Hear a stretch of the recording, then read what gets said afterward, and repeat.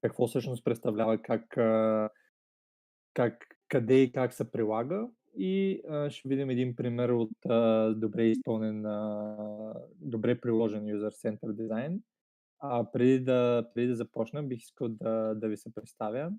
Казвам се Даниел Митев. За себе си мога да кажа, че съм от този тип дизайнери, така наречените ножчета, тези Swiss Army Knife. А, Занимавал съм се с абсолютно всичко с дизайн, от графичен дизайн през видеообработка, фотография и накрая, разбира се, и с продуктов дизайн, като професионално това нещо вече го работя 11 години. Успял съм да премина през няколко стартъпа, естествено по-голямата част от тях се провалиха доста значително, което пък от друга страна ми даде все пак възможност да се докосна до истинската стартъп култура, да мога да направя разликата с другите компании, в големите компании, примерно, където има вече изградени процеси на работа. Всъщност това е нещо много важно и често казвам ви пожелавам на всички да може да опитате и от двете страни да работите на място, където абсолютно знаете, че всичко зависи от тебе и ако не го свършиш, няма кой да го направиш. И от другата страна, естествено, в компании, които пък вече имат добре изградени процеси, в компании, в които всичко е подредено и просто трябва да следваш точките. Има съществени разлики между тях, но често казано дизайна има и в основата си е доста подобен и на двете места. И User Centered Design всъщност е това нещо, което може би ги обединява и това нещо, което ам, към което и двата типа компании се стремят да постигнат.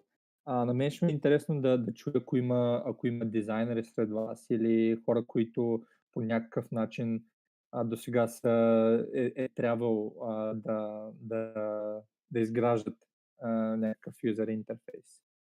Ако има такива, могат да споделят.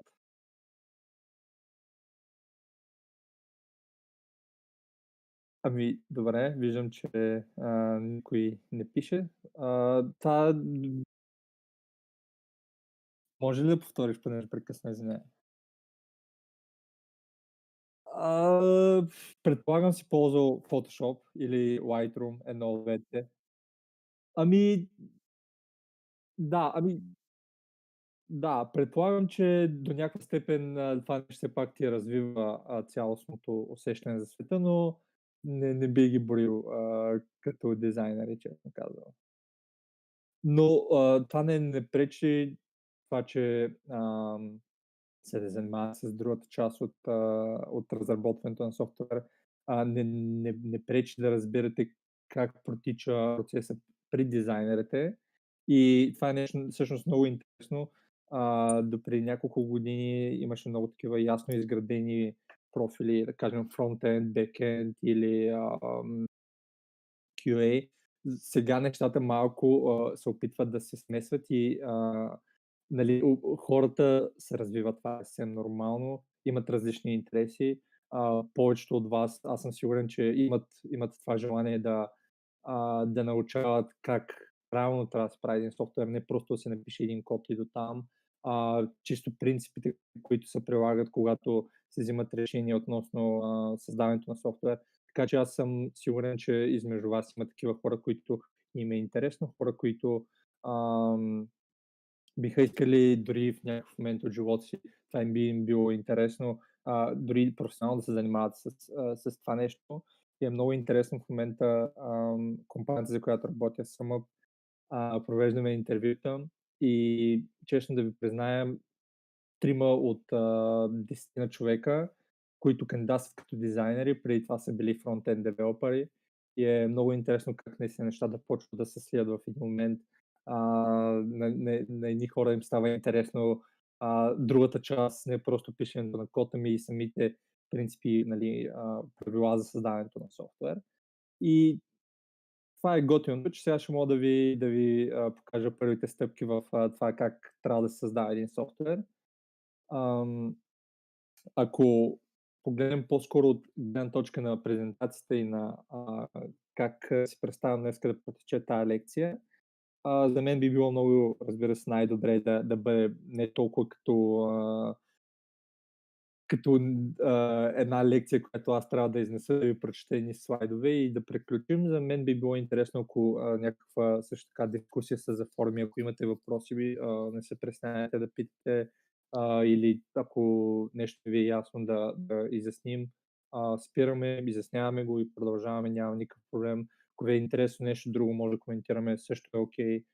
Така че чувствайте се напълно свободно да си говорим. За мен това е, отново казвам, изключително голяма чест да съм днес пред вас. Така че нека да си го направим интересно, ако искате, естествено. Чисто формално съм подготвил две части. В първата ще разгледаме по-скоро къде служи, какво представлява и къде се прилага User-Centered Design. А във втората част ще разгледаме по-скоро отделните стъпки, които ще покажем в началото. Ще разгледаме по-детайлно как се прилагат, какво трябва да се прави, за да се следват стъпките. И разбира се, между двете части ви предлагам да направим една паузичка от 5-10 минути за цигари, тоалетна вода и така нататък. Затова, ако нямате някакви възражения или нещо специално, което искате да дискутираме, може да започваме с презентацията. Както казах, първата Прекъсвам. част. Обаче Моля? има колеги, които Мгм. не могат да влезнат в ченъла. Дали е заради а, моята връзка или заради тяхната? Как мислите? Виж Здравейте, в колеги, чата. кажете само кой не може да влезе, за да го добавиме, като трябва да му дадем права. Добре. Нека да ми пише, който не може да влезе на лично съобщение, аз ще им дам права. Тоест не може да влезе на сървъра или не може да влезе в канала. Тоест какъв е точно проблем?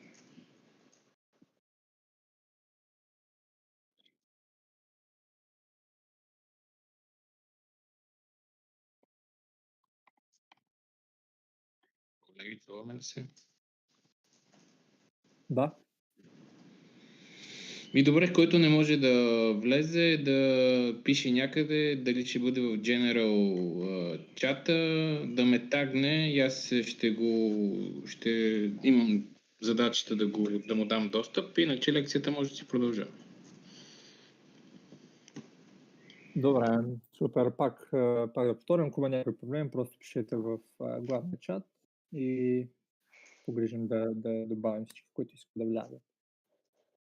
Добре, връщаме се към презентацията. Както казах, основното съдържание на първата част ще бъде да дефинираме характеристиките, да разгледаме методите за изследване с потребители и да видим някои примери. Така, дизайнът е ориентиран към потребителите, обхваща различни изследвания и тактики на проектиране, които включват потребители във всеки етап от процеса на проектирането. Тоест, разберете, че основната идея за това нещо е да може да включваме дизайна и по-скоро да включваме потребителя в създаването на един софтуер. Не трябва да разглеждате потребителя като нещо, като една крайна фаза, на която просто давате нещо готово на човека и казвате, ползвай това нещо. Отдавна не живеем в тия времена, в които просто един софтуер се спуска на едни лица и им се казва, работете с тях. Не, напротив, в днешно време сами знаете как един продукт, ако не отговаря на изискванията, които имат потребителите, просто не се ползва. И това нещо е съвсем нормално и така трябва и да бъде. Когато активно... Колега Данил, само извинявай, че те прекъсвам. Да. Понеже сме направили явно видеоразговор и има ограничение от 25 човека, дали ще може да прекъснеш? Явно там трябва да се натисне бутона, т.е. стрима да го прекъснеш и там вместо видео да се натисне бутона Screen. И всъщност при натискането на Screen той дава възможност да... Спрях си видеото, трябва ли да спирам и скрина или... Мисля, че може би сега Не, да вече видим може да колеги. влиза, да. Да. Добре. Мисля, че така... Да. Мисля, че така ще бъде. Значи, когато има видео, вкарва някакво допълнително ограничение. Добре, Окей. благодаря много. Моля, това добре. Нека да изчакаме още поне една минутка да видим. Просто аз дали... пуснах почти всичко. Той изведнъж ме изхвърли.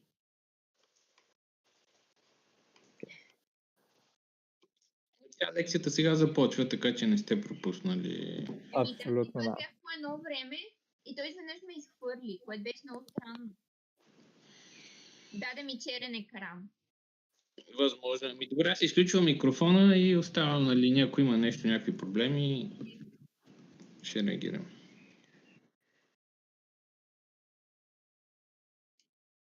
Добре, ще изчакаме още половин минутка и продължавам.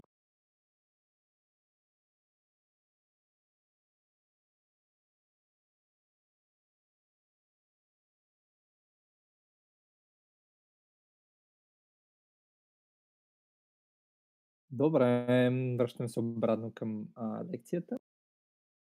За да обобщя това, което казах. Дизайнът, ориентиран към потребителя, обхваща различните изследвания и тактики за проектиране, които целят да включат потребителя във всеки един етап от процеса. Аз се обясних какво имам предвид по това нещо, но всъщност главната идея е, че във всеки един момент, във всеки един етап от процеса, ние трябва да имаме връзка с нашите потребители, за да знаем дали е това, което създаваме, всъщност има връзка с нещата, които нашите потребители търсят, с техните проблеми и с техните желания. Нека да разгледаме кое точно представлява как работи процеса и да видим няколко примери за това нещо. Дизайнът, ориентиран към потребителите, е итеративна рамка на процеса на проектиране, която включва валидиране от потребителя във всяка една стъпка от създаването на проект.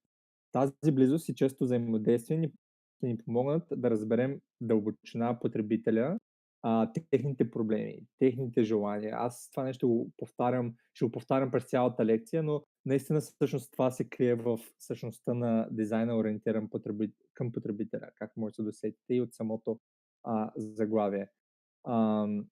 Много е важно да включваме този така наречен потребител в процеса, тъй като ние можем, честно казано, до преди няколко години това не беше стандарт и софтуерите, които се създаваха, бяха леко като на конвейер. Знаеше се, имаше си едни определени правила, влизаш, създаваш, пък това, че примерно софтуера ще се ползва от адвокати вместо от работници, инженери примерно на една строителна площадка, въобще не се взимаше под внимание. И като част естествено от нормалния процес на еволюция, в един момент хората разбраха, че трябва да включват истинския потребител, този потребител, който ще ползва конкретния софтуер в цялостния процес, а не просто накрая да му се дава и да казва това е нещо, което е направено, ползвай го и характеристиките на добре организирания дизайн, ориентиран към потребителя, включват 4 основни стъпки. На първо място е определенето на нуждите на потребителя и контекста около тях. Тоест, дефинираме кои са конкретните потребители, разбираме кои всъщност хора ще ползват този софтуер и разбира се целият свят около тях. Тъй като аз ви дадах пример, света на примерно един адвокат, който ще ползва конкретен софтуер, е доста по-различен, например, от стругарите или от софтуера, който ще ползва за стругарите. Като втора стъпка трябва да уточним изискванията на бизнеса, така и на потребителите. Тоест, какви желания, какви виждания има бизнеса за самия софтуер и разбира се, дали и те съвпадат с тези на потребителите. Като стъпка 3 вкарваме самите вече дизайн решения, самите прототипи, които ще изготвим, самия софтуер, цялостно как той ще изглежда. И като стъпка 4 трябва да покажем взетите решения, да ги подложим на тест, т.е. да итерираме. Това е един итериращ процес, нали, един процес, който не е просто закован във времето и не следваме 4 стъпки и стигнем ли до 4-та стъпка, край приключваме. Нали. Това не е точно така. Постоянно трябва да се връщаме между отделните стъпки и да коригираме това, което не работи. Как да имплементираме всъщност този процес към нашия проект? Има много различни процеси и начини на имплементация. Всички знаем за Waterfall и Agile методологиите. Разликата между тях не мисля, че в мен трябва да обясняваме, но главно разликата между двете методологии е, че едната Waterfall, както може да се сетите от името, следват едната стъпка трябва да приключи, за да продължиш към другата, докато Agile методологията тя е по-нашумяла в последните няколко години и по-скоро си представете Agile методологията да представлява абсолютно итеративен процес, в който не е нужно да продължиш към стъпка 3, без да си приключил стъпка 2 и ако си стигнал до стъпка 3, може да се върнеш на стъпка 1, ако откриеш, че нещо не работи, за да се върнеш към него и да го коригираш. Зависимост от нуждите и зависимост от проекта, трябва конкретно за конкретния продукт да се изготви User-Centered Design Approaches. В смисъл, не трябва, отново пак казвам, не трябва да взимате да напишете User-Centered Design Steps и да го приложите към конкретния ваш проект. Всеки един проект има различни изисквания, различни особености, затова трябва да внимаваме, когато прилагаме този подход към нашите проекти. Естествено има разписани основните стъпки. Аз после в презентация ще може да я свалите. Може да свалите ресурси за това нещо, как да го имплементирате във вашия процес, но като цяло имайте на предвид, че това е нещо, което лесно се модифицира, лесно се променя и в зависимост от дизайнера или от човека, който движи стратегията, може да се нагоди спрямо конкретния проект. Това, което се цели с прилагането на ориентирания към потребителите процес е да има висока степен на използваемост. Има ISO стандарти, които определят използваемостта в степен, в която даден продукт може да бъде използван от определени потребители за постигането на конкретни цели с ефективност и удовлетвореност в определен контекст на употреба. Тоест, точно това, което си говорихме. Този стандарт дефинира как един проект, един изграден проект по тази система се ползва и дали постига тези цели и дали тези цели, които са постигнати, всъщност отговарят на този стандарт. Джефри Рубин всъщност е един от основателите на дизайна, ориентиран към потребителя.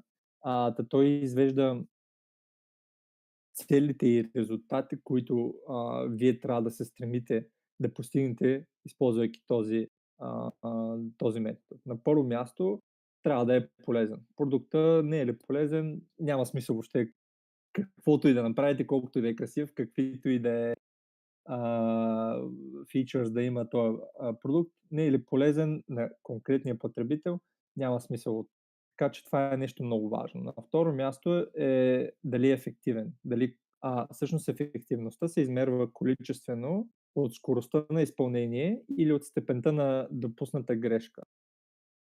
На трето място е лекотата, т.е. способността на потребителя да управлява системата до определено ниво на компетентност или без предварителен проведен курс. Т.е. ако ви дам един софтуер и ви кажа ползвайте го и ако всеки един от вас успее да го ползва, без да трябва да показваме туториали или UI Discovery елементи, това ще ни дефинира, че процесът е лежерен и е лек всъщност. Но, честно казано, днешно време е доста трудно, макар че това е нещо, към което всеки един човек, който създава софтуер, се стреми. Никой едва ли не застава смисълта, сега ще направя много труден продукт да го ползвам. Напротив, всеки се стреми да е възможно най-лесно ползването. Затова има и нали, тези UI Discovery процеси. Всъщност, ако си спомняте, когато отваряте нов продукт, да кажем, ви изкачва един поп-ъп и ви казва, тук ви стоят, от лявата страна ви стоят съобщенията, от дясната ви страна стоят приятелите, натиснете тук да направите това, натиснете тук да направите онова. Всъщност това се прави не защото софтуера не може да се ползва без този курс на обучение, а просто защото е много по-лесно да синтезираш цялото знание, което е нужно на потребителя в няколко секунди. И разбира се, на последно място Джефри Рубин е определил отношението на потребителите към самото приложение. Всъщност това са възприятията и чувствата и мненията на потребителите към конкретния продукт. Има много начини за това нещо да разберем какво мислят хората, които ползват нашите продукти, които сме създали. Ние ще ги разгледаме малко по-нататък в презентацията. Agile методите, както обяснихме, стават все по-често срещани в проектирането и разработката на софтуер. Те придобиват приложение в организациите като ефикасен начин за разработване на софтуерни продукти. Ориентирания към потребителя дизайн се вписва много добре с Agile, точно това, което си говорихме. Не е невъзможно да го приложим и в Waterfall метода, но тъй като Agile ни предоставя една много по-лесна среда да развиваме дизайна, ориентиран към потребителя, затова се предпочитаме да се фокусираме върху този конкретен фреймворк.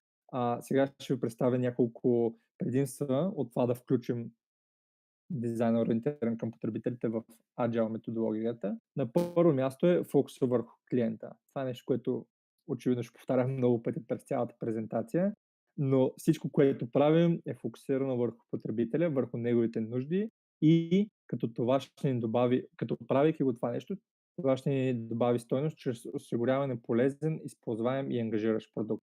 На второ място е итеративното развитие, навременната намеса и честа итерация с софтуера ще намали риска за целия проект чрез редовната обратна връзка. Тоест, ако постоянно се допитваме до потребителите, дори след като сме, не дори, ами основно след като сме релизнали нашия продукт, постоянно говорим с нашите потребители, постоянно се стремим да знаем тяхното мнение и как те ползват продукта. Това нещо със сигурност ще ни намали риска от фейла на целия продукт. Тестването. Тестването е основният ни лост, който ще боравим когато създаваме продукти и разбира се, когато наблюдаваме как продуктите са ползвани. Когато включваме тестовете като метод във всяка една фаза от жизнения цикъл на проекта, ние си гарантираме, че по този начин работим върху правилното нещо в точния момент. Тоест, ако знаем, че потребителите ни се интересуват от нещо, може да го тестваме, да видим дали това нещо е всъщност нещо, което те се интересуват. И ако не, да се върнем обратно към дъската, да пробваме нещо различно, но ако докажем чрез тест, че е нещо, което тестваме в момента работи и хората се нуждаят от него, това ни гарантира успех на самото приложение. Също така и прозрачност. Когато работя в екипи, основното нещо е отборната игра. Отдавна вече не съществуват тия рок звезди, които в създанието на софтуер, които сядат, правят едно приложение за една вечер и на другия ден имат Facebook. Да, може би се е случило няколко пъти в история, но просто не е нещо, на което може да разчитате. И включвайки дизайн, ориентирания към дизайн процес във вашата работа, вие си гарантирате, че всеки един от хората, с които работите, ще сте на една и съща страница, ще знаят какво се случва и ще гледате в една точка заедно. Също така ще може да намалите разходите. Както обясних, ако знаете, че потребителите ви ползват по начина, по който вие искате да ползвате вашето приложение, няма да се налага да правите workshop за това как да се ползва приложението, няма да се налага да отделяте екстра ресурси, за да заснемате видеа, да им обяснявате. Тоест, вие ще си гарантирате, че това, което правят хората и това, от което имат нужда, сте го приложили в приложението. Следващия голям плюс ще има по-висока удовлетвореност на клиентите. Това нещо много, много ясно се вижда, след като се направят няколко ресърча в началото на проекта, разберете от какво имат нужда вашите потребители и им го дадете точно по този начин, по който те го искат. Ще намалите риска. Няма да работя в тясна връзка с своя потребител. Ще сте сигурни, че това, което им доставяте, ще е нещо, което те биха ползвали и не само биха ползвали, ами биха и дори препоръчали на други хора. Това е също много важно. И на последно място, производителността, тъй като винаги правите това, което потребителят иска, има много по-малка нужда да отделяте време за ненужни неща, като функции, които потребителят няма да ползва. Тоест точно това, което казахме. Няма да се налага да развивате примерно софтуери за bookkeeping или да издавате фактури, ако всъщност правите софтуер, да кажем, за таксиджи, защото знаете, че примерно те няма да имат нужда да издават фактури. Нали? Това са един много такъв пример, но все пак е важно да разберете, че всъщност работи в двете посоки. И да знаем какво искат, и да знаем и какво не искат. Добре, методите за изследване с потребители. Изследването с потребители се явява една от най-важните стъпки при дизайна, ориентиран към потребителите. Това нещо вече доста пъти го споменахме, но всяка една итерация, която правим върху дизайна, трябва да бъде тествана. И отдавна вече големите компании не разчитат на product owner или на project manager, които имат много голям опит, защото това не винаги е релевантно. В някои случаи може да помага, но винаги, имайки резултат от направено проучване, е много по-тежко от мнението дори на собственика на компанията. И всъщност това нещо, методите за изследване са един лост, който ние може да използваме дори в комуникацията си с стейкхолдера, тъй като предполагам от вас вече някои работят, им се е случвало, когато някой от тях, дали ще менеджер или някой друг дойде пред тях и им каже, това нещо трябва да се направи така и така и така. И това е край. Няма място за дискусия, но всъщност целта на цялото нещо е да няма такива деспотични методи за работа, а по-скоро да е отворен процес и когато вие като човек, който разработва приложението, е направил например, 2 изследвания или дори едно изследване с 100 човека и е разбрал, че това нещо се ти противоречи с това нещо, което иска вашия менеджер, вие тогава имате един лост, имате основание да излезете да кажете, ами всъщност това не е точно така, нашите потребители биха искали това вместо това. Затова сега ще разгледаме предимствата на тестването и кога и как да се тества. Предимствата се делят в две категории. Едни са за клиента, другите са за хората, които разработват самото приложение. Относно клиента, предимствата са, че минимизиране на риска от провал на продукта. Тоест, това вече го описахме. Как правейки тези неща, ние си гарантираме, че няма да има, всъщност, няма продукта, който разработваме да се провали. На второ място, ще сме много по-спокойни, когато пускаме нов проект или продукт. Не знам колко често ви се е случвало, но ако сте работили по стартъпи или по по-малки проекти, които знаете, че това е всичко или нищо, или проектът успява и се стъпвате на краката, или нямате друг избор, освен да напуснете работа. Затова, правейки всички тези методи, които ще разгледаме по-надолу, сте по-спокойни, когато пускате нов продукт.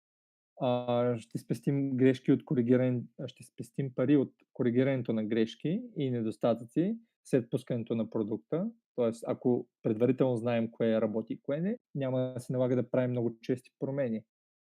Ще спестим също и пари от обслужване на клиенти. Тоест, това са парите похарчени за кол центрове. Има ли смисъл да имате 1100 support agent, ако вие следите на момента как вашите потребители работят с приложението и отстранявате проблемите? Също така ще се запознаете с вашите клиенти, т.е. потребители и техните нужди. Тоест, пускайки едно приложение и правейки такива чести итерации, постоянно тествайки това, което сте направили, вие допълнително ще обогатите това знание, което имате за вашите потребители. Тъй като колкото и достоверно да е проучването, което ще сте направили в началото, то винаги може да стане по-детайлно. И с всяка една итерация, с всеки един тест, който правите, вие ще научавате повече за самите потребители. Относно дизайнерите, на първо място естествено идва и това, че не винаги колкото и добри дизайнери, колкото и много дизайнери да имате, не винаги може да забележите проблемите, които евентуално вашето приложение би имало. Хората, които не участват в създаването на продукта, ще дадат най-ценната обратна връзка, защото ще имат свежо мнение и поглед. Всъщност това е до някаква степен свързано и с проблема от първата точка и как всъщност, правейки едно нещо, работейки 3-6 месеца, година върху един проект, хората сме така устроени, че понякога, дали нарочно или не, затваряме очите си или просто не виждаме някои проблеми, които могат да възникнат. И правейки тези тестове, ние си гарантираме, че ще имаме един свещ чифт очи, които винаги да гледат върху това, което правим. Ще избегнем неудобния момент, когато трябва да признаем, че сме направили грешка пред клиента, естествено. Ще бъдем сигурни, че не вървим в грешната посока твърде дълго време, защото представете си, че аз този пример и по-нататък ще го спомена, но всички знаем Revolut. Не знам дали знаете, но в основата си, когато Revolut са стартирали като начин родителите да отделят пари за децата си. Например, аз искам да отделя днес 10 лева на детето ми и му пращам пари в неговата карта. Но правейки такива изследвания, правейки проучвания с потребителите, те всъщност забелязват, че родителите всъщност имат много повече нужда да ползват такова приложение, отколкото самите деца, и затова правят пивот. В последния месец, един месец преди релиза, спират разработването на приложението, пивотират и пускат всъщност Revolut. И разбира се, на последно място ще направим и положително впечатление на клиента, когато препоръчваме тестване, и това дава силни аргументи всъщност за това тестване и за решенията, които се взимат за конкретния фичър или за цялостното приложение. Кога да тестваме? Има няколко стъпки. На първо място е, конкретно за тестването специално говорим, на първо място е след wireframes. Ако предполагам всички знаем какво означава wireframes, само набързо да обясня. Wireframes всъщност е low fidelity design, които в основа си целят по-скоро да намерят разположението на елементите върху в дадения проект. Те се характеризират с това, че са максимално бързо трябва да се изготвят, не трябва да се отделя внимание на детайли като цветове, форми и така нататък. По-скоро идеята е да разположим основните фичъри, които едно приложение има, върху екраните ни. Дали ще са мобилни или не, няма значение. Тоест, на първо място, най-добрият момент за тестване веднага след wireframes. Веднага след като сме направили това нещо, е много ценно да дадем това нещо на реалните потребители, да видим как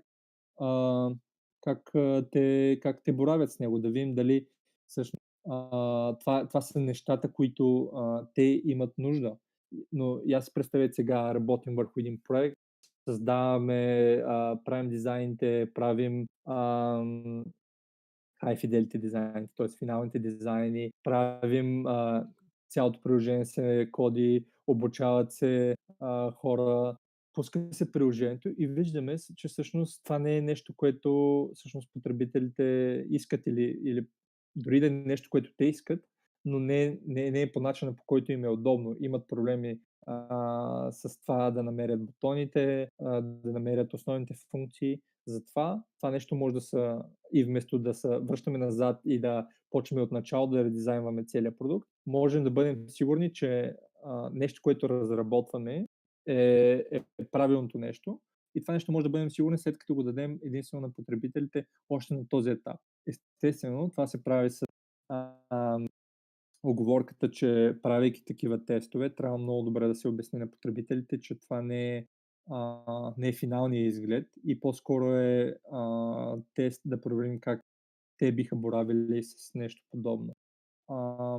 Инструментите за такива тестване са така наречените горила тестове, т.е.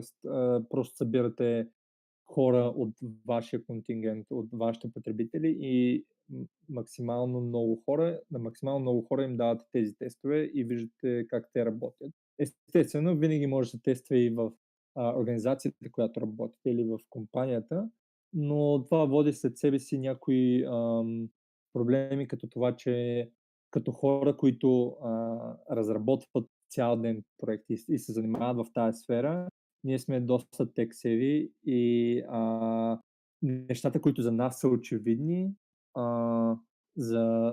за обикновените хора не са толкова очевидни. Мога да ви дам един пример, който вчера ми се случи, тъй като в момента правим ново приложение за банкиране. На едно от основните правила при дизайните е да имаш един единствен primary бутон на екрана. Представете си, колкото и фичъри да имаш, винаги трябва да имаш един основен бутон, който да ти върши основната работа.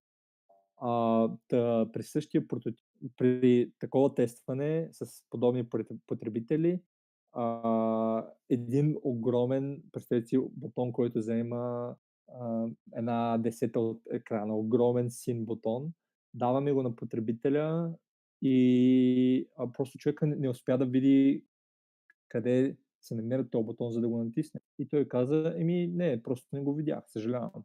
И това нещо е много, много интересно как всъщност ни помага да разберем, че ние сме малко по-различни, хората, естествено, които се занимават с ставането на софтуера, сме малко по-различни от обикновените потребители и проблема всъщност, който после разбрахме откъде идва проблема, е, че човека е имал проблеми, затруднения с виждането и всъщност синия бутон, специално той го е виждал като част от останали UI и просто създавайки софтуер трябва да имаме и това на предвид и нивата на accessibility.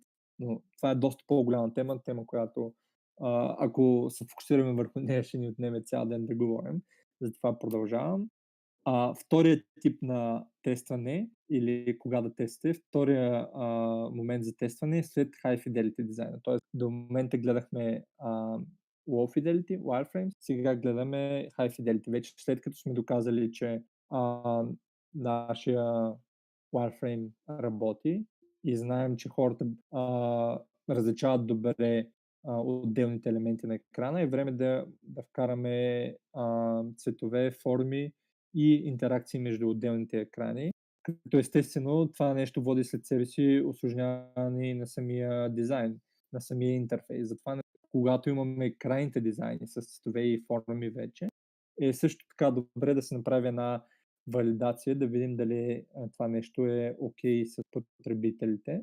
Тук отново може да ползваме хора от нашата организация, горила тестове отново, които могат да се използват, хора, които могат да се използват, или фокус групи, което долу-горе е по-модерно. Тоест горила тестовете са малко по-модерното название на фокус групите. Като хората, които трябва да участват тук са потребителите, продукт дизайнерите и QA-те, тъй като за тях пък ще е много важно да видят как самото приложение вече започва да работи, къде трябва да гледат за edge кейсове и подобни проблеми.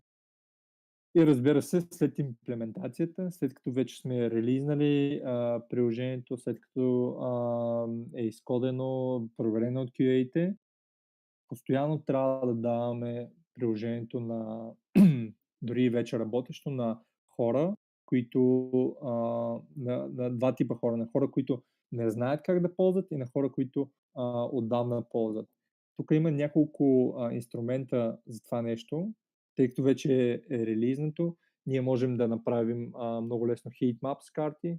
Heatmaps са тези графики, които показват къде хората кликат, гледат или как въобще къде интерактват върху екрана. A/B тестовете пък от друга страна ни помагат, когато не сме сигурни дали например бутона трябва да стои в горната част или в долната. Тоест лесно този инструмент лесно ни дава възможността да тестваме два варианта един срещу друг и да видим кой работи по-добре.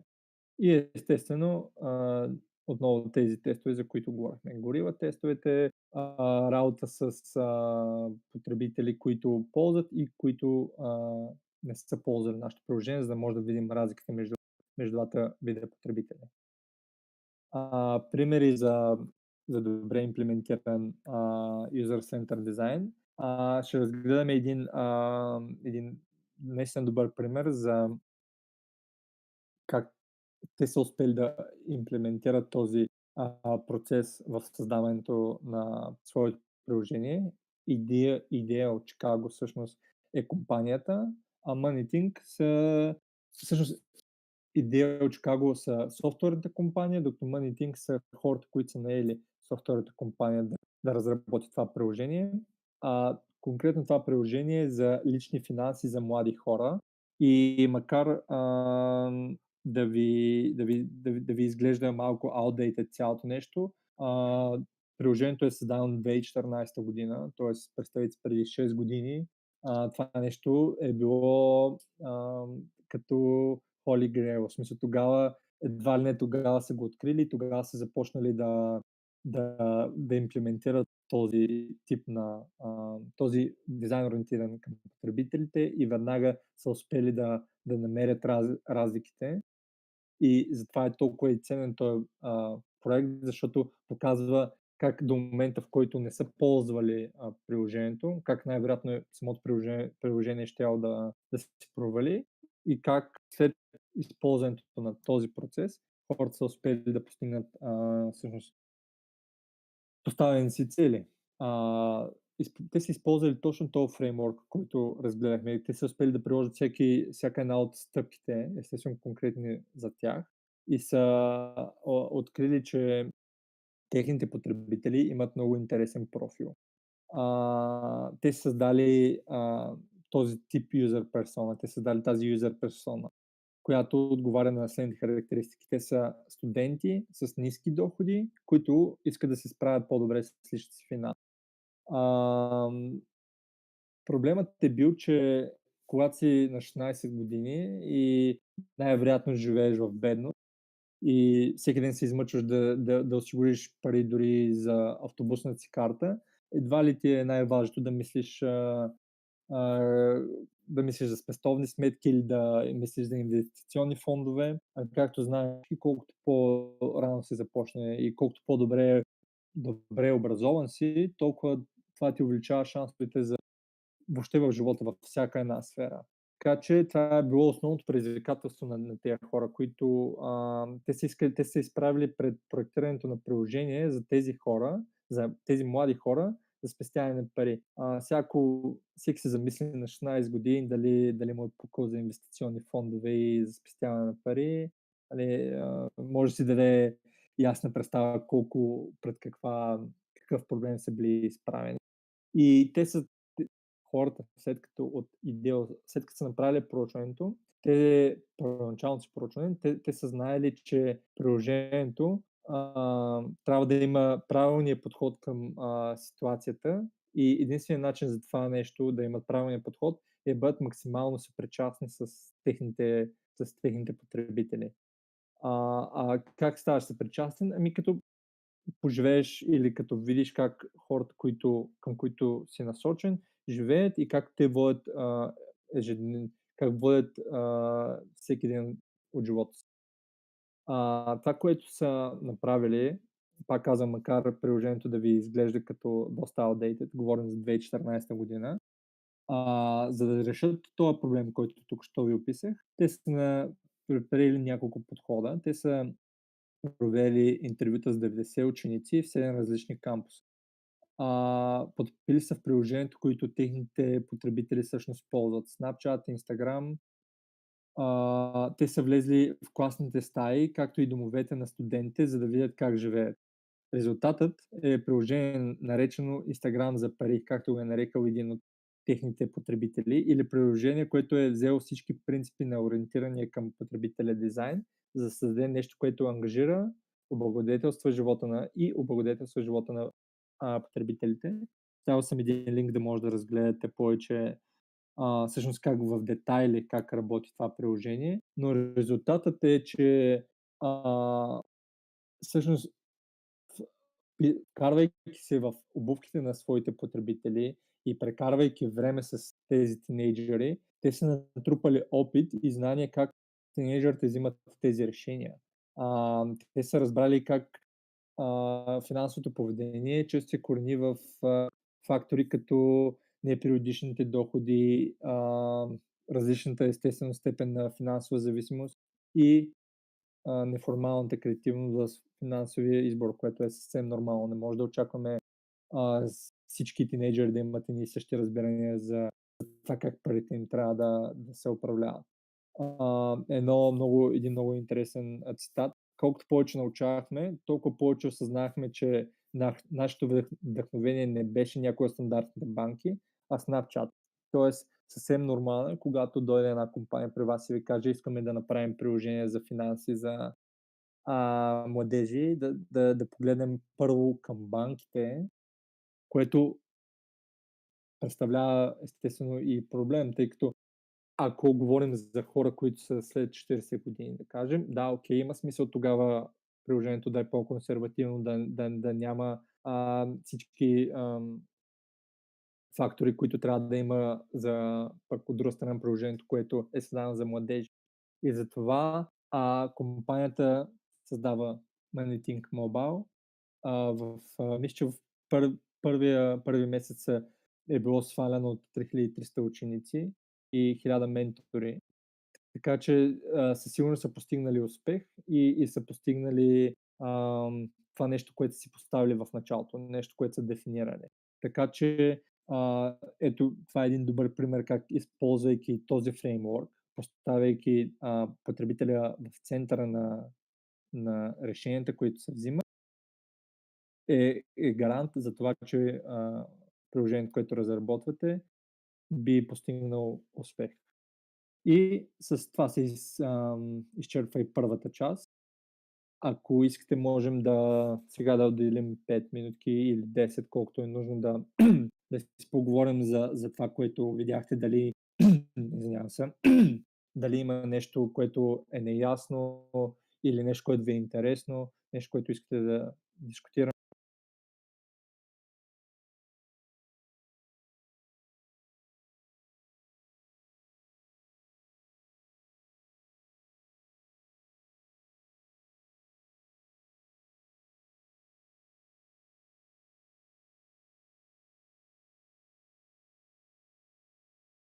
Да.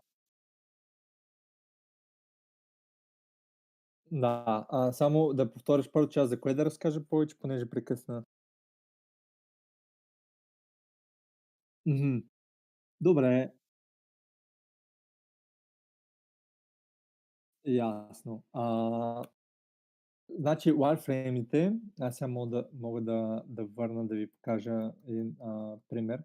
Wireframe-ите всъщност представляват блок схеми, си ги представете, като тук това, което съм показал, не е перфектният пример за Warframe, тъй като основното нещо, при което трябва да се борави с което трябва да боравите за Warframe, е бързината на създаването на тези екрани. Представете си, че идва един човек при вас и ви казва: искам да направим приложение за медитация.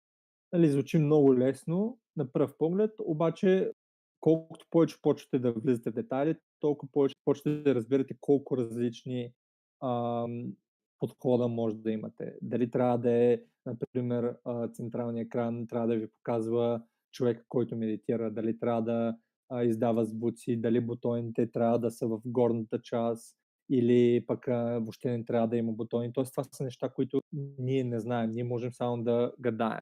За да намерим начин да валидираме това, което си мислим, че е окей, трябва много бързо да намерим начин, с който да илюстрираме това, което ние си представяме.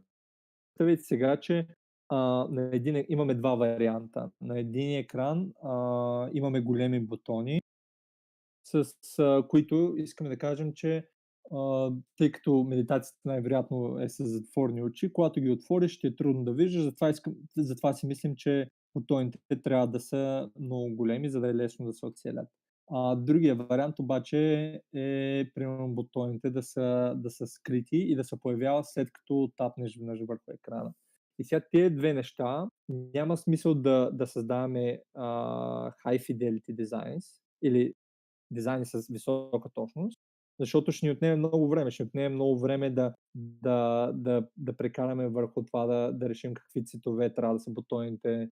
Ще прекараме много време да помислим върху какъв шрифт, върху това какви нюанси, какви сенки да имат, какъв размер. Идеята на Warframing е по-скоро да ни даде възможност чрез използването на абсолютно еднотипни едноцветни елементи, като черни бутони, един шрифт. Ето, примерно как може да видите тук, снимката вместо да показваме истинска снимка, просто има икона за снимка.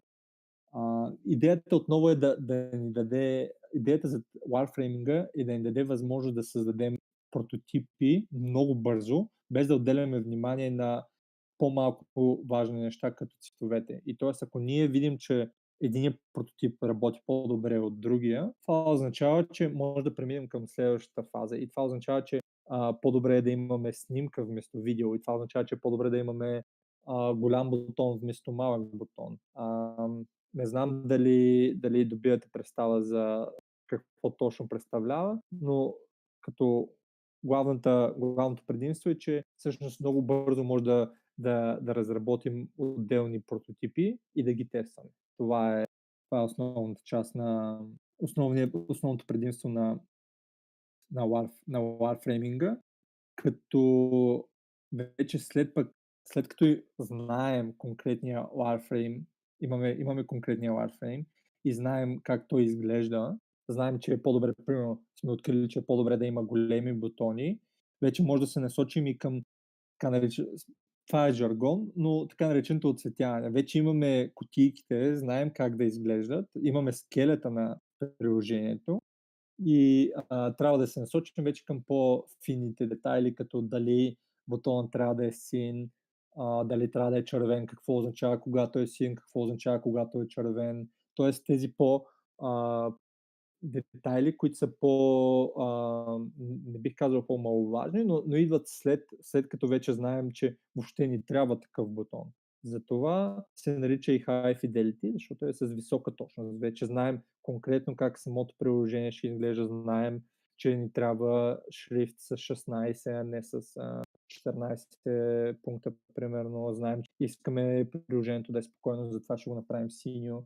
Така че това е вече high fidelity дизайна. Това е разликата между двете между двата типа дизайни.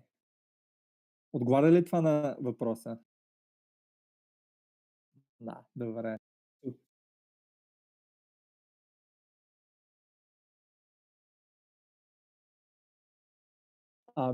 Не, това е по-скоро High Fidelity дизайн. Warframe си го представи абсолютно като скелета. всички знаете какво представляват блок схемите. Блок схемите са едни квадратчета, нали?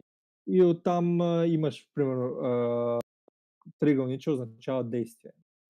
Следваща стъпка след блок схемите е да се направи този wireframing. Вече знаем каква е функционалността, но трябва по някакъв начин да го разположим на екрана. И за да не губим време, използваме wireframing, защото просто се борави с буквално с един лист хартия и молив може да седнеш да направиш wireframe. Това представлява Warframe. Дори това е предпочитано от повечето дизайнери да работят на хартия, тъй като е много лесно. Взимаш просто едно моливче, рисуваш един правоъгълник, който ти представлява самия екран на телефона и разполагаш върху него елементите. Тоест ти представи си, че трябва да направиш един дизайн, който ти отнема една седмица, High Fidelity дизайн, тъй като нали, естествено това отнема време. Трябва да направиш своето проучване за цветовете и така нататък, да внимаваш всичко да е пиксел perfect. Това ти отнема една седмица, докато Warframe на ръка ще ти отнеме 30 минути. Просто сядаш и скицираш. Това представете си като скици. Скицираш как си представяш приложението да работи.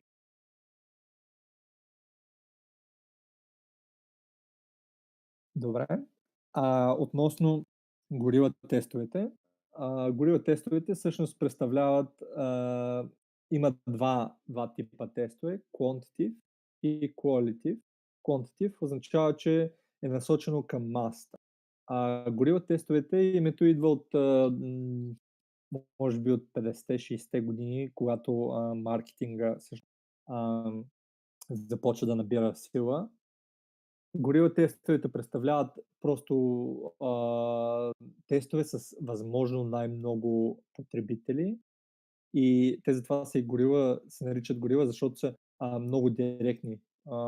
Отивате примерно пред Фантастико, създавате приложение за онлайн пазаруване, да кажем, взимате прототипа си, отивате пред Фантастико и молите хората, които излизат, да погледнат прототипа, който имате и да ви дадат моментална оценка върху ползваемостта му. Затова се наричат и горила, защото са малко натрапчиви, не са като другите типове, които са предварително оговорени с ясна структура. Те са малко натрапчиви. Естествено има си минуси на това нещо, че хората повечето хора ще гледат тези горила тестове, ще гледат да претупат нещата, тъй като бързат, най-вероятно няма да имат никакви ползи от това нещо, от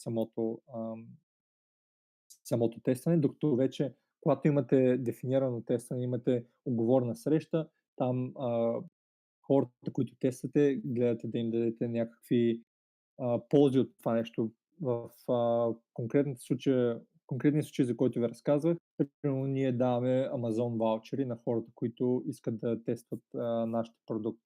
И това е разликата, затова се наричат горила, защото са малко по-натрапчиви. Това е разликата между. Да. Ами добре, ако искате, можем 8 минутки малко да си починем и да преминем към втората част, вече да разгледаме конкретно стъпките, как да ги приложим и какво ще ни е необходимо, за да ги приложим. Искате ли така да го направим?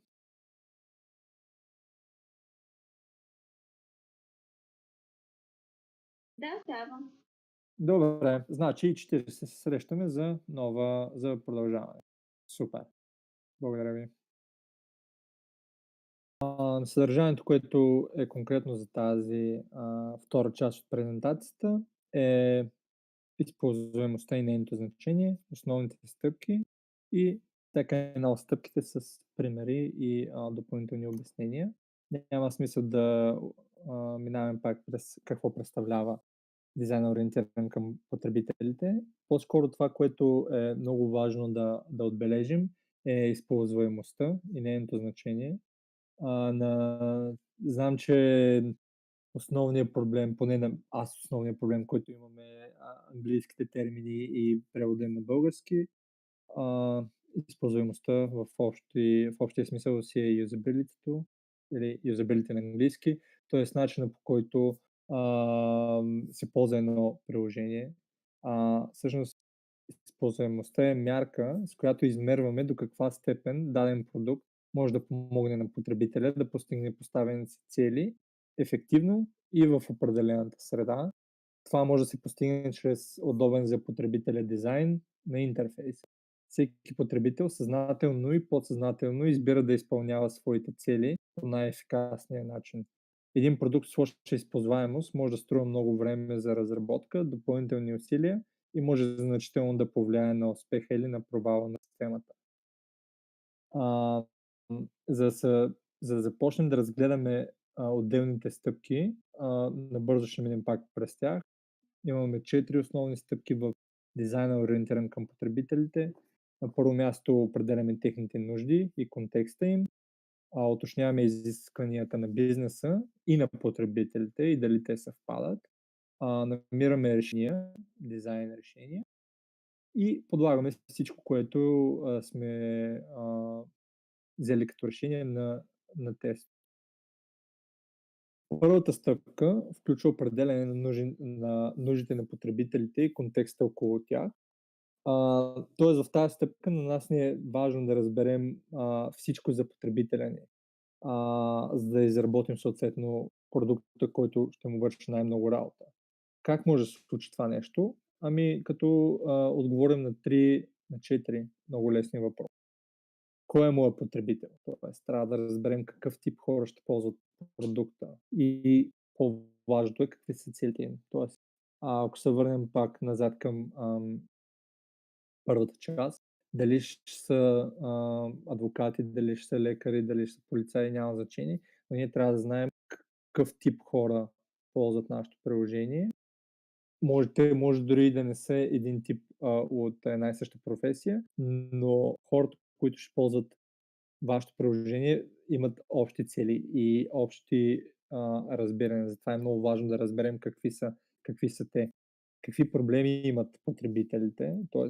кой им е основният проблем. Ако ние си мислим, че основният проблем, примерно на едно приложение за таксита е че трябва хората, които ползват това приложение, да могат да изкарват дигитални касови бележки, а не основният им проблем да бъде лесно да получават таксита, да повикват таксита, определено имаме проблем. И естествено на трето място, какви са нагласите им.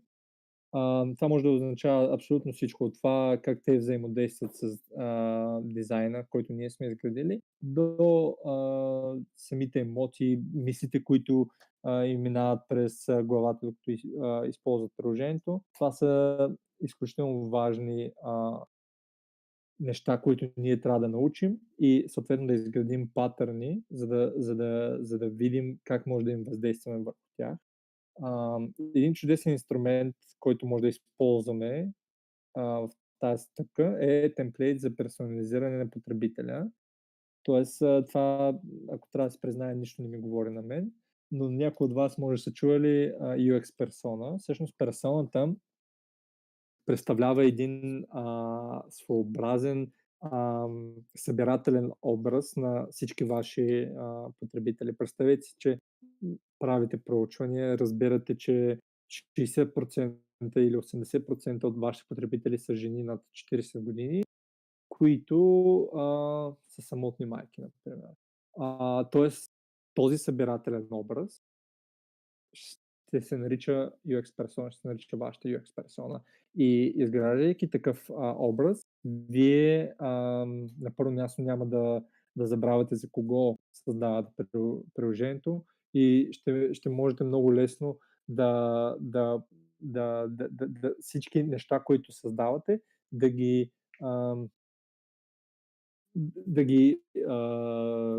си кореспондират с вашата представа за тази персона. Така че отделно пък самата персона, темата за персоната е абсолютно още една лекция по-отделно. Няма да влизам в детайли, тъй като ще ни отнеме очевидно много време, но просто имайте напред, че UX персоната е събирателен образ на всички ваши потребители или по-скоро на по-голямата част от вашите потребители. Като естествено, нали, това не е реален човек, но се третира като реален човек. Какво може да правим, за да определим нуждите всъщност на нашите потребители? Какви инструменти имаме? Имаме контекстуално запитване, т.е. това са тези research инициативи, които се подемат предварително, т.е. всички интервюта, които се правят. След като имаме данните и сме направили тези проучвания, ние трябва да ги съберем, да ги агрегираме в изграждането на тази UX персона. След като направим тази UX персона, трябва да се направи анализ на задачите, т.е. какви задачи има всеки един потребител, отново да открием еднаквости и подобни действия между тях. Как може да го направим това нещо? Като използваме дневниците на потребителите. Всъщност това е нещо, което честно казано е от последната година, може би, или година и половина-две. Дневници на потребителите представлява вид интервю, само че си представя един месец. Се прави с много малко потребители, около 10 на потребители, които ежедневно, всеки ден в определен час се явяват дали се явяват или по някакъв начин споделят с вас как им минава деня. Тоест, представете си, че правите приложение за банкиране, да кажем. Всеки един ден в 3-4 пъти през деня имате интервюта с тях и описвате как деня минава. Тоест, за един месец вие може да направите пълна картина на това как деня на един такъв човек преминава и съответно на базата на това нещо да разберете кога той ползва приложението си, по какъв начин го ползва, какви мисли минават през главата му. Създаването на такива дневници е ужасно трудно от гледна точка на ресурси, на време. Не знам дали може да си представите кои компании могат да си позволят един месец да играят ролята на Big Brother. Но всъщност резултата пък е много задълбочено разбиране на потребителите. И това нещо е изключително важно, когато се развива такива приложения. Например, мога да ви дам с Facebook. Доколкото знам, те имат постоянно го правят това нещо, постоянно следят техните потребители как ползват приложението им. И затова могат да си позволят да правят такива изследвания, тъй като имат възможности, имат отделените ресурси за това нещо и затова разбират и толкова добре и потребителите. Последната точка е анализ на критичните инциденти, т.е. когато нещо се обърка, да направите анализ около ситуацията, която е довела до това нещо. Естествено да предотвратите повтаряне. Като стъпка 2, трябва да се определи изискванията на бизнеса, така и на потребителя. Вече след като знаем потребителите и техните нужди, трябва да дефинираме и метриките, които ще следим. Тоест това означава да имаме представа за две неща. На първо място е бизнес изискванията, т.е. това са целите и резултатите, които като дизайнер или собственик на бизнеса се надяваме да постигне това приложение. Има един основен тип, който последните години се налага като метод за да определяне на бизнес изискванията. Той е изобретен от Google, OKR се наричат, Objective Key Result. И към тези Objective Key Results има KPIs, което представлява всъщност Key Performance Indicators. Тоест имаме едни основни цели и също така имаме и метрики, които трябва да следим, за да постигнем тези цели.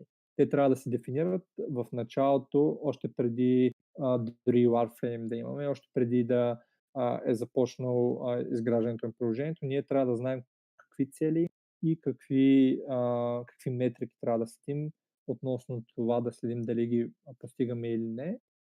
Като освен тези OKR-и, трябва да включим очакваните приходи, заинтересованите страни, например, ако правите приложение за, както казахме, за ам, дори за банките да е, дали има други страни, които може да включите към вашето приложение, да имате дискаунти, примерно за намаление за някои други услуги, други фирми, други бизнеси и естествено обхвата на дизайна, т.е. какво точно, докъде точно се простира дизайна, докъде стига.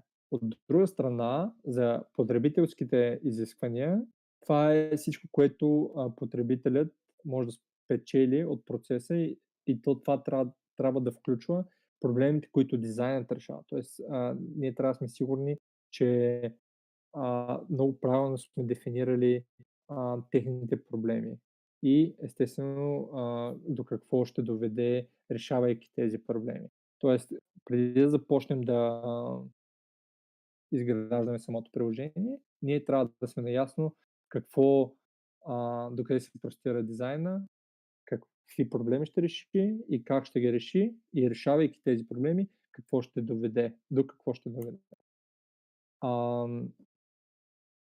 Вече след като сме определили тези две сфери, трябва да идентифицираме визията за потребителското изживяване на продукта. Тоест как всички страни, разработвайки това приложение, от стейкхолдерите, от собствениците до през девелоперите, QA-те и дизайнерите, до project менеджерите, т.е. абсолютно всички, как си представяме да изглежда продукта в бъдеще. Да кажем след около 5 години. Дали следвайки тази конкретна визия, която имаме, ще доведе нужната посока и мотивация за това да следваме нашите цели. Като последната част от тази стъпка е да се сегментира пазара на продукта, за да може да се идентифицира това, което ще се превърне в главния фокус на дизайнерското решение. Тоест да се ясно да знаем, да сегментираме отделните бизнеси, които имат на пазара в момента и да знаем дали приложението, което ще правим, има пазарна ниша, има ли място къде да влезем или примерно Uber и Lyft вече владеят приложенията за споделено пътуване. Тоест, това има предвид за пазара на продукта. И за да обобщим дейности, които може да направим по време на тази стъпка, те са анализ на заинтересовани страни, анализ на конкурентите, това, което си говорихме току-що, да направим проучвания и да направим фокус груп. Тоест, използвайки тези стъпки, като имайте на предвид, че това отново не е гаранция за успех. В някои случаи може би е просто нужно някой път може би просто е нужно да се направи едно проучване, друг път е нужно да се направи всичките 4 стъпки. Затова казахме в началото, че всяка една от стъпките може да се модифицира, може да се променя, може да се изменя в зависимост от това какви нужди имаме. Но правейки ги тези, ние си гарантираме, че сме една стъпка по-близо до желание от всички нас успех на приложение. Като дизайн решения, ние разгледахме малка част от тях относно wireframe-ите, но важното, което е много важно да се отбележи тук, е, че имаме итеративен процес. Тоест, дейностите, които започват с разработването на информационната архитектура, концептуалния модел, дизайна на високо ниво, т.е. всички неща, които връзваме, трябва да сме сигурни, че връзвайки ги, те ще работят заедно. И след това следва работа по отделните екрани, т.е. вече дизайните. Като започнем с хартиените скици, т.е. тези wireframe, които говорихме, преминем към интерактивните прототипи, т.е. прототип, който може да се клика и може да се даде на потребителите. Като последната част от тази стъпка е да се оцени използваемостта, като се помолят потенциалните клиенти да изпълнят задачи с изграден дизайн. Тоест имаме вече прототипите, които са изградени на базата на предните две стъпки. Изпълнили сме и третата стъпка и сега е време да тестваме дали това нещо, което сме направили всъщност е в връзка с реалния свят, така да го наречем. Дали това нещо, което сме направили, продължава да върви в същата посока, която сме дефинирали в началото. Отделните стъпки в тази фаза са задаване на показатели за използваемост. Тоест, да видим дали елементи, които сме изградили, също отговарят на стандартите за използваемост. Тези стандарти са за, както ви споменах, примерно за цвета на бутоните, дали хората с проблеми могат да различават отделните цветове. Сортиране на карти звучи много смешно на български, но на английски е карт сортинг. Всъщност това е много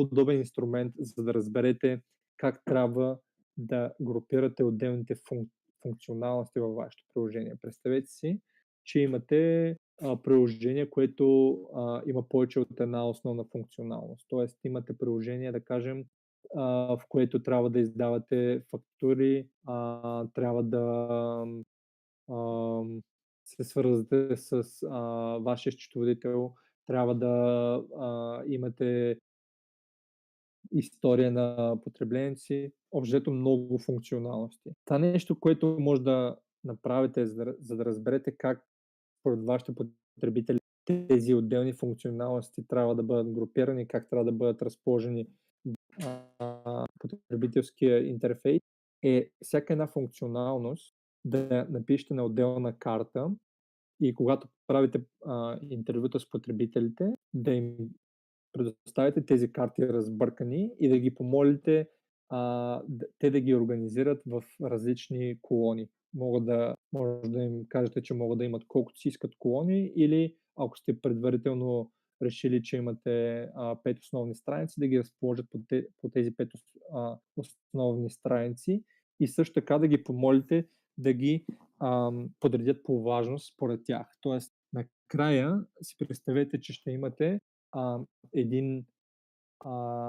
една подредба на тези функционалности по важност, т.е. вие ще знаете кое за тях е много по-важно, дали експортването на историята ви е по-важно или изпращането на заявка до вашия счетоводител. И знаейки кое е по-важно от другите, можете да си разположите дизайна, така да го направите, че което е най-важно за тях, да го адресирате. Хартиените и електронните прототипи, вече ги обяснихме, wireframing, тестването на използваемостта и експертизи. Всъщност тестването на използваемостта е нещо, което ние постоянно говорим за това нещо. Тоест, това е когато вие дадете вашите прототипи на хората и се опитате да си обясните защо те ползват по този начин и на базата на тези изследвания, които направите, на базата на тези тестове, да видите кое може да се подобри и кое не. Мога да ви дам също така един много, много интересен пример. Преди няколко години разработвахме едно приложение за шофьори на камиони в Щатите, като там бяхме открили, че хората всъщност прекарват много време на един специфичен екран, като си мислихме, тогава разбирането ми беше, че тъй като следяхме метриките и виждахме, че най-много време прекарват на този екран, тогава си мислех, че очевидно това им е най-важният екран, щом прекарат най-много време там. Явно имат информация, която получават, там им е най-важна. След като направихме тези изследвания и направихме срещи с самите шофьори на камиони, говорихме си доста време, установихме, че това не е най-важният им екран, а всъщност това е най-неразбираемия екран, тъй като там има много информация и тя е много сложна за тях. И начинът, по който показвахме информацията, не беше достатъчно четима, тъй като те карат и докато карат, естествено, използват телефоните. И ние разбрахме, че т.е.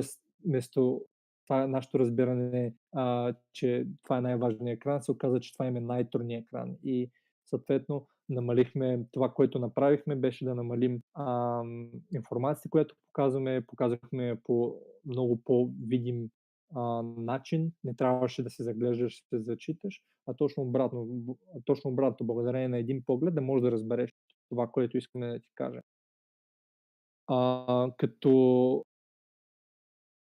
стъпки, които трябва да се предприемат, на последно място идва и след като вече сме определили техните нужди и знаем кое им е важно, следваме и стъпките като показатели за успех, трябва да сме създали вече първоначалните, е време да създадем тези първоначални екрани и как всъщност те ще изглеждат, този High Fidelity дизайн, за който си говорихме.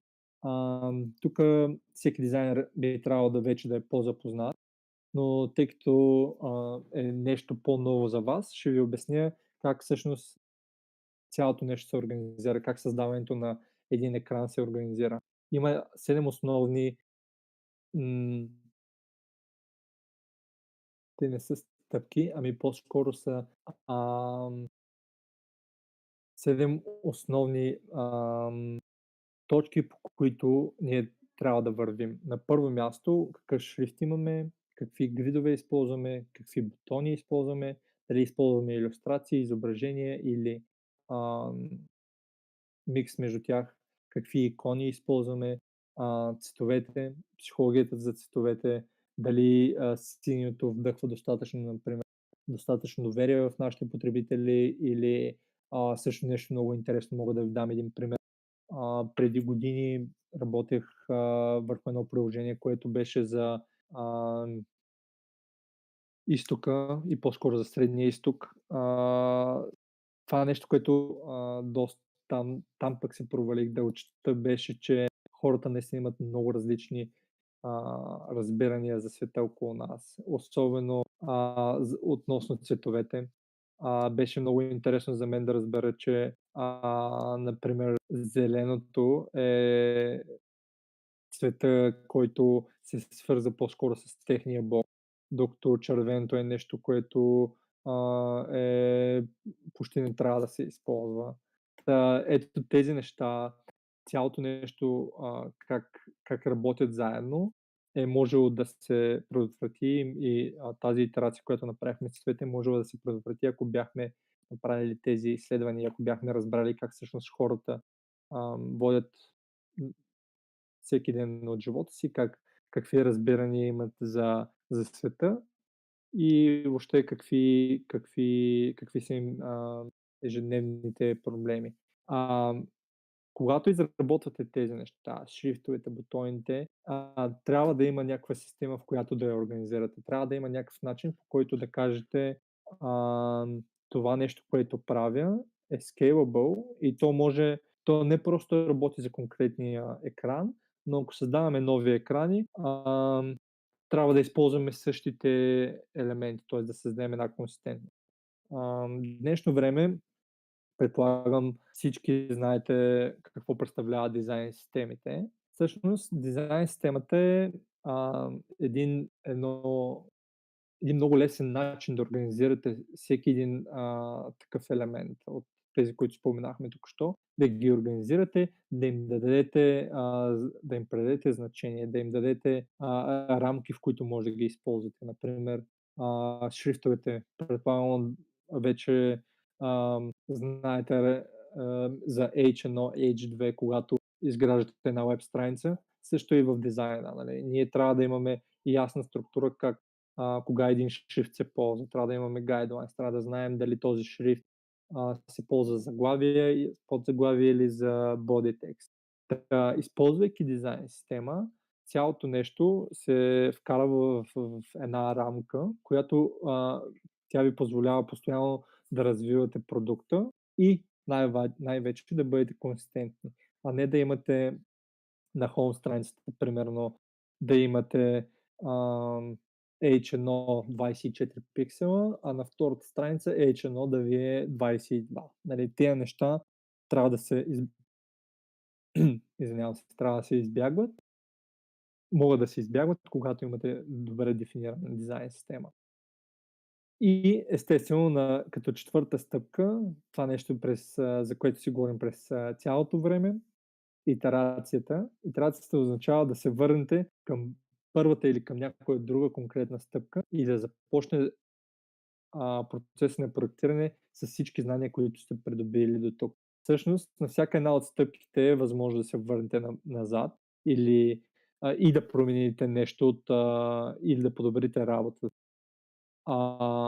Но естествено в реалния свят това не е рядко срещано, но просто компаниите, които отделят средства за това нещо, могат да си позволят по-задълбочено разбиране за потребителите си единствено чрез тази четвърта стъпка, чрез итерацията, т.е. постоянно да следите дали приложението, което сте направили, се ползва по начина, по който сте го направили, дали всъщност хората имат някакви затруднения. Както ви казах с примера с шофьорите на камиони, ако ние не следяхме, че те прекарат изключително много време на един конкретен екран, ние нямаше да разберем, че всъщност има проблем. И този проблем можеше да се окаже изключително жизненно важен от гледна точка на това, че има подобни приложения, които вече са разбрали това нещо и хората биха предпочели да ползват съответно приложението, което им е по-удобно. Затова итерацията е толкова важна и затова по-скоро продуктовите компании могат да си позволят да правят това нещо постоянно, да следят метриките, да следят как всъщност техните потребители ползват приложението им. Стъпките, които можем да минем и всъщност дейности, които може да правим по време на тази стъпка, са посещение и интервюта с потребители. Тоест, постоянно да провеждате интервюта след като сте релизнали вашия проект. Постоянно да говорите с тях. Оценка от дистанция, т.е. това включва следенето на метрики. Днешно време не мисля, че е тайна за вас, но съществуват приложения, които позволяват да се записва това, което вие правите с приложението си, без вие да знаете. Или макар да знаете, макар да сте съгласили в Terms and Conditions, всъщност това е нещо, което е много интересно. Особено пък в Европа има регулации за това нещо, но в Щатите това нещо мога да ви кажа от личен опит, че се прави безразборно. Тоест, ако си мислите, че Facebook не следят нещата, които правите с телефона си или Google, жестоко се лъжете. Лично аз съм го правил няколко пъти. За съжаление не за съжаление може би, но това е свързано от друга страна с много пари. За да ви дам пример, мисля, че беше около $600 на седмица, мисля, че беше за 1000 записа на конкретно приложение. Тоест, следенето на тези метрики, нали, макар да ви се струва creepy, макар да ви се струва неправилно, това е нещо, което вие сте съгласили с него в Terms and Conditions. И следенето на тези метрики, пак казвам, макар да изглежда доста creepy, всъщност много помага на хората, които разработват приложението, за да могат за да ви доставят това, от което вие имате нужда. Usage Logs, това са така наречените Usage Logs, където всъщност гледаме каква информация хората въвеждат в полетата, дали тя е правилната или не, и естествено анализи на обажданията към support агентите. Тоест, ако това може би е най-предпочитания метод от друга страна за следене на мнението и на начина, по който потребителите ползват вашето приложение, тъй като почти не изисква никакви ресурси. Единственото, което е нужно е да правите постоянни проучвания с support агенти си, постоянно да питате от какво се оплакват потребителите, има ли проблеми, къде срещат най-големи затруднения. От една страна изглежда много лесно и бих си казали, да, може би това е достатъчно, но имайте на предвид, че хората, които се обаждат специфично да кажат за проблем, това са хора вече, които са стигнали до границата си и не могат да преминат напред, т.е. не могат да преминат с нормалните си задължения с приложението, ако не съобщят за конкретен проблем. Т.е. аз ако знам, че не мога да експортна, примерно, конкретен файл, ще се обадя на support агента и ще кажа, не мога да го експортна, но ако знам, че мога да вляза през друга система да направя две неща и да ги експортна, аз ще го направя и по този начин няма да се обадя на support агентите и така мога да, правейки само анализ на обажданията и на съобщенията към support агентите, можем да пропуснем ценна информация. Така че това е нещо, което е важно да се знае, макар да изглежда, че е най-лесната стъпка, всъщност в някаква степен е ограничаваща. И с това приключваме отделните стъпки и бих искал отново да отделим 2-3 минутки, ако имате въпроси, да поговорим за конкретните стъпки, дали има нещо, което не ви стана ясно. Разбира се, ако сега нищо не ви хрумва на ум, винаги може да се свържете с мен. На този имейл може да ми изпратите въпроси, с удоволствие ще отговоря. Така че ако нещо ви се струва неясно или искате да коментираме, ще се радвам да го направим сега.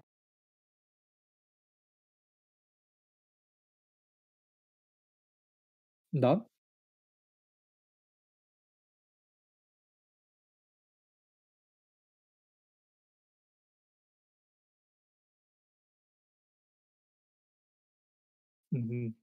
Ами, целият интернет е пълен с такива темплейти, но трябва много добре да си дадем ясна сметка, когато ползваме такива темплейти. Със сигурност биха свършили 80% от работа, която искаме, от ефекта, който искаме да постигнем. Да, нека си представим, че аз продавам мед, нали, едва ли би ми трябвало приложение или едва ли би ми трябвало много сложен сайт, който да се направя, който да ми върши работа. Един WordPress би ми свършил прекрасна работа. Но нека си представим, че съм мултимилионна компания, която има хиляди потребители и всеки един потребител е важен и мнението на този потребител е важно. Експириенсът, който той има, е много важен. Дали бих използвал WordPress? Ами по-скоро не. По-скоро бих отделил бих имплементирал целият този процес, който току-що разказах в презентацията си, за да мога да разбера какво е важно за него и да мога да го адресирам. Докато по-скоро, пак казвам, много е важно да се разбере каква ни е целта. Ако искаме нещо бързо, нещо готово, просто за да имаме нещо, със сигурност WordPress има много темплейти, има сайтове от типа What You See is What You Get, Squarespace, Shopify. Това са страхотни, дори ако става въпрос за онлайн магазин Shopify, нали, там хората мислят детайли, как могат да направят един онлайн магазин максимално удобен за всички, но тъй като проблема е, че те мислят, че трябва да работи за всички, наистина губят тези, да кажем, 20% от хората, които имат по-специфични нужди. И големите компании затова използват и не само големите, но продуктовите компании използват този процес, имплементират този процес в създаването на приложения, сайтове, за да могат да разберат наистина в детайли по какъв начин потребителите им ползват техните приложения. Това отговаря ли на въпроса?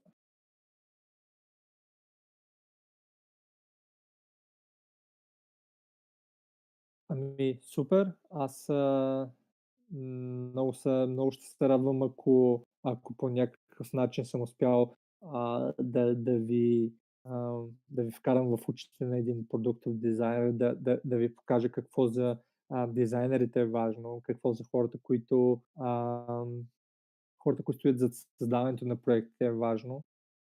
Ще се радвам, ако естествено, ако нещо от това ви е полезно и в кариерата ви.